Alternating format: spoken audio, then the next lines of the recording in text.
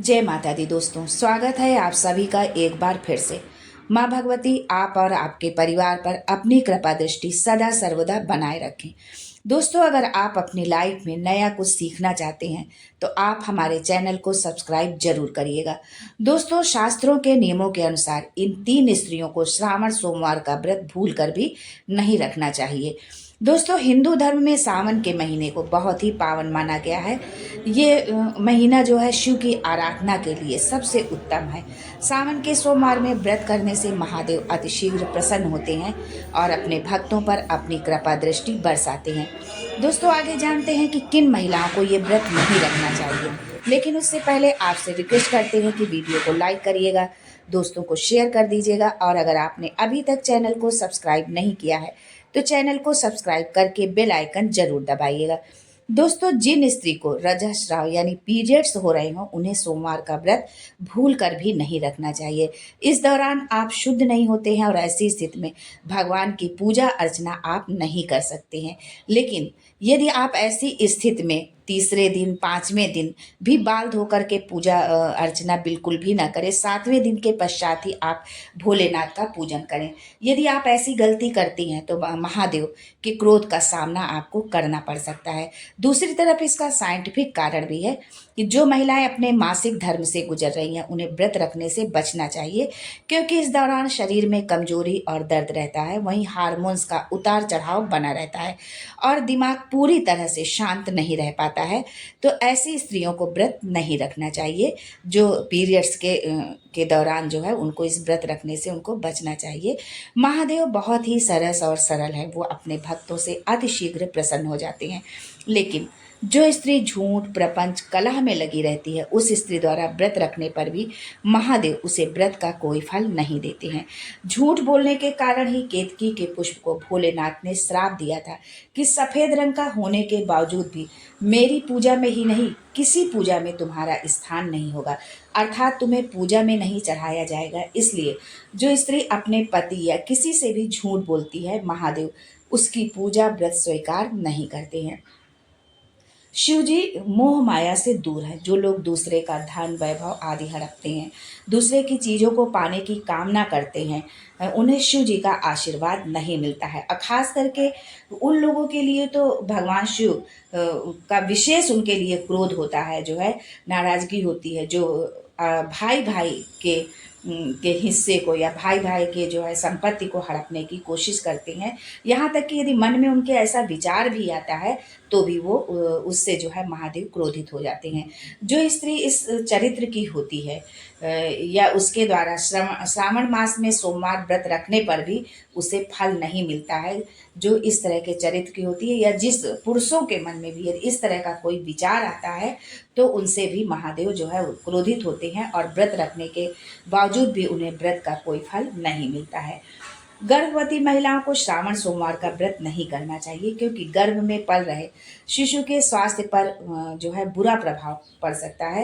यदि गर्भवती महिलाएं व्रत रखती हैं तो पूरे दिन भूखे रहने की वजह से उनकी तबीयत खराब हो सकती है, साथ ही गर्भ में पल रहे बच्चे पर भी इसका प्रभाव पड़ सकता है। लेकिन गर्भवती महिलाएं प्रातः काल उठकर स्नान आदि के पश्चात भगवान शिव को जलाभिषेक करें, उनका पूजा अर्चना करें, दीपदान करें और भगवान शिव के मंत्र का जाप करें, जो है श्री शिवाय नमस्तुभ्यम, इस मंत्र का आप जाप करें। अगर यदि आप ऐसा करते हैं तो गर्भ में पल रहे बच्चे पर जो है सकारात्मक प्रभाव पड़ता है और वो प्रखर बुद्धि का होगा, जो उसकी बुद्धि जो है बहुत प्रखर होगी, बहुत शांत चित्त का होगा, जो है बहुत ही सरल होगा। दोस्तों, जो लोग किसी भी तरह की शारीरिक बीमारी से परेशान हैं उन्हें उपवास नहीं रखना चाहिए। अधिकतर कुछ लोग बीमार होते हैं, उसके बावजूद मतलब उनको ये होता है कि नहीं हमेशा तो हम व्रत रखते थे तो हम व्रत उपवास रखेंगे। ऐसा आप भूल कर भी नहीं करें, क्योंकि ऐसा करने से आपके स्वास्थ्य पर इसका खराब असर पड़ सकता है। जो है तो शरीर पर किसी भी तरह का आपको जो है अपने नुकसान नहीं पहुंचाना चाहिए, जो है। और इस तरह से भगवान के व्रत का आप जरूरी नहीं कि आप व्रत ही रखें। यदि आप पूजा करते हैं, मन से उनको याद करते हैं तो भी भगवान भोलेनाथ उसका जो है पुण्य आपको जरूर देंगे।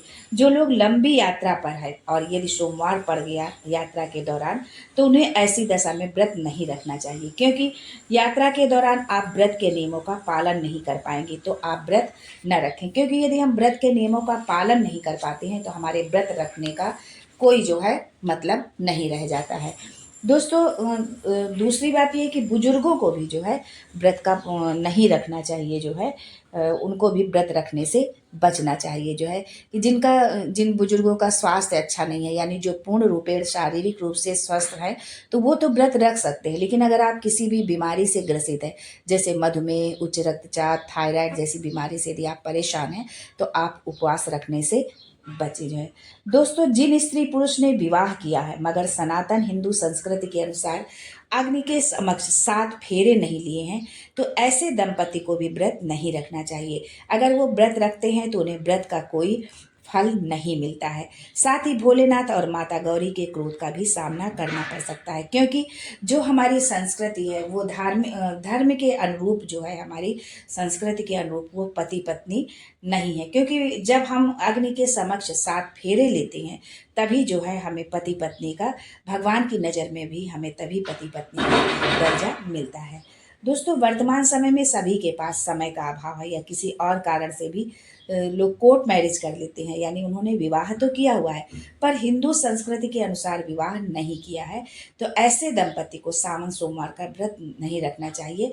कहने का तात्पर्य है कि ऐसी स्थिति में यदि पति पत्नी दोनों एक साथ पूजा करते हैं तो उसका कोई लाभ नहीं मिलता है।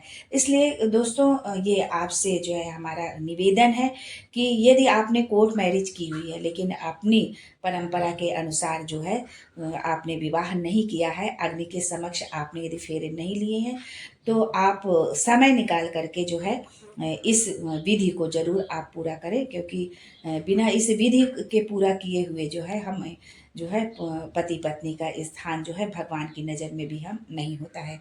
दोस्तों बहुत से लोग जो है इसके अतिरिक्त और भी बहुत से लोग हैं जिनको कि व्रत रखने से बचना चाहिए। अगर कोई हमारे बुजुर्ग भाई बहन है और वो शारीरिक रूप से अस्वस्थ है, तो उनको भी व्रत नहीं रखना चाहिए। यदि कोई बच्चे हैं और वो पढ़ाई कर रहे हैं, तो उन पढ़ने वाले बच्चों को भी व्रत नहीं रखना चाहिए। हाँ, पूजा पाठ आप करें जो है, लेकिन यदि आपके पढ़ाई में कोई व्यवधान ना हो, ऐसे में जो है आप उपवास नहीं रखें।